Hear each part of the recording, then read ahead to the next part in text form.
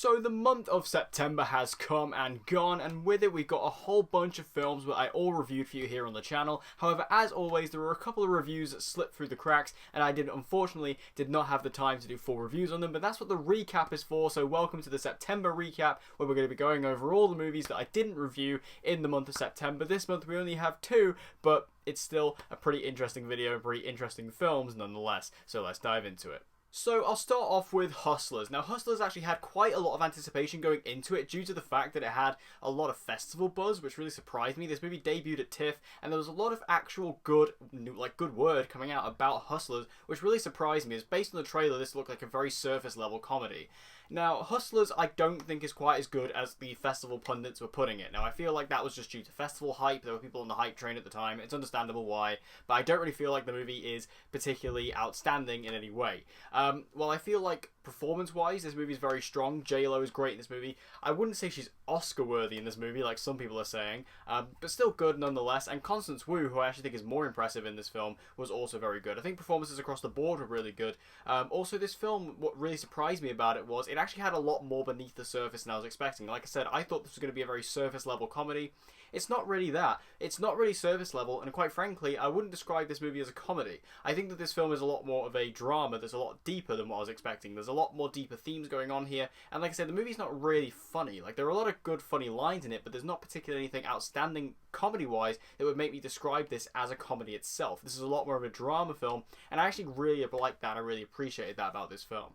Also, the direction and the cinematography was actually very impressive. I didn't expect that going into this. Again, surface level comedy. That's the mindset I'm going in for with this film. I come out realizing that the direction and the cinematography was actually way better than it needed to be for a movie like this. And the pacing was also extremely well done. So the movie didn't really feel like it dragged anywhere, which was good given how this film was kind of structured. However, like I said, the structure itself is a bit messy. It does a kind of biopic thing I don't really like, where it jumps back and forth in time. A lot of biopics do it, and I don't understand why. I feel like it just only messes up the movie, and I feel like that this film kind of suffered from that a little bit. And also the script isn't great. It's one of those typical scripts. Again, while I feel like this film is not a surface level comedy, I keep saying that, while I feel like this movie is not a surface level comedy, it does kind of have the script of one.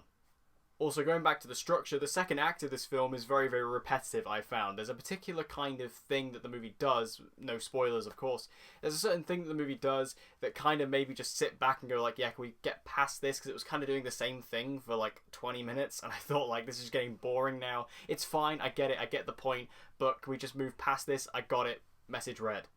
Overall, Hustlers was way better than it needed to be. I was surprised by this film. It wasn't exactly outstanding or amazing like some people might say. I feel like this film is just fine. It's good. I enjoyed it. I enjoyed it for what it was. Would I watch it ever again? Probably not, but I feel like Hustlers was a good time nonetheless. I had a great time with it while I was watching it in the cinema. I don't really feel like it's a movie that is going to, do much beyond that, but I did enjoy it, and for that reason I'm going to give it a 6 out of 10. And the second film I'd like to speak about this month is Ready or Not. Now, Ready or Not was a film I went into with some anticipation. I was looking forward to seeing how the concept was going to play out. I heard a lot of good things about Samara Weaving from a good friend of mine, so I feel like this film had some anticipation from me going into it.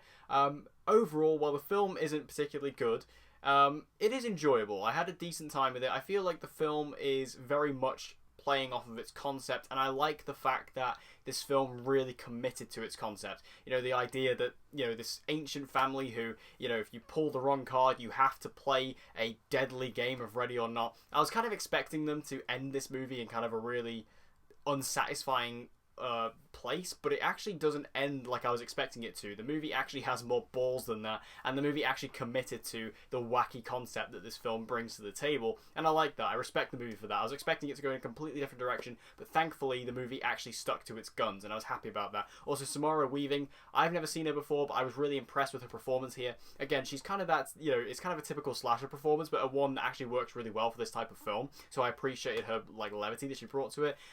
My best friend who I saw the movie with, she actually loves Samara Weaving from other films, and she was also very impressed with her performance here as she was in the past. So I think that's just a good track record to tell you that Samara Weaving is doing well with what she's doing, and I liked her performance overall.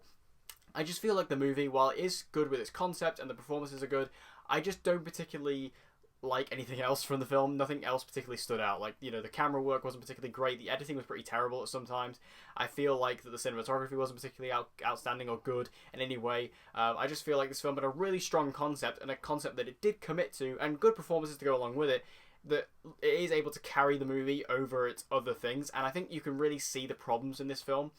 You can really start to understand those problems when you realise this film has two directors, and I think that's kind of an issue that this film has. It does kind of feel like two different movies at times, and the first half of the film is significantly worse than the second half, I found, so I feel like that director split, you can really feel it. So, Ready or Not, it's a bit of a mixed bag. I think there are some good elements to it, but overall, it's just a fun movie that isn't particularly great in any regard, but if you enjoy this type of film, if you enjoy Blumhouse style movies, even though I believe this isn't Blumhouse, but if you enjoy Blumhouse movies, you'll enjoy what this film has to offer. So have you guys seen Hustlers and Ready or Not? If you have, make sure to let me know all your thoughts in the comment section down below. What did you think of them? Did you like them? Did you hate them? Let me know your thoughts in the comment section down below. And as always, guys, if you want to see more movie reviews and movie related videos just like this one, be sure to subscribe, and I hope to see you guys again next time.